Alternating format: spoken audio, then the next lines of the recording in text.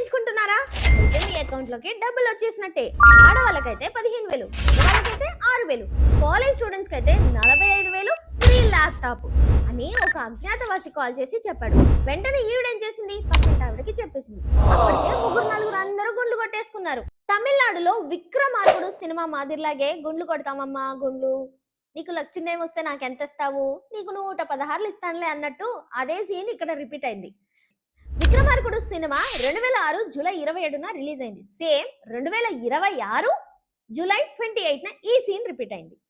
జుట్టే కదా పోతే పోయిందిలే అని మరికొందరు అంటున్నారు. అయినా ఎవరో ఫోన్ చేసి మీకు డబ్బులు వస్తాయంటే గుండెందుకు కొట్టించుకుంటున్నారు? పుణ్యానికి వస్తే ఫినాయిల్ కూడా తాగుతారనమాట దీన్ని బట్టే చూస్తుంటే.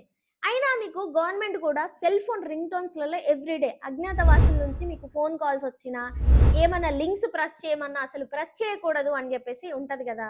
మరి అలాంటప్పుడు మళ్ళీ డబ్బులు వస్తాయంటే మీరు ఎలా గుండు కొట్టించుకున్నారు? ఇంకొందరైతే విక్రమార్కుడు సినిమాలో అరగుండే కదా కొట్టింది, ఇక్కడ ఫుల్ గుండు కొట్టించుకున్నారు అని అంట.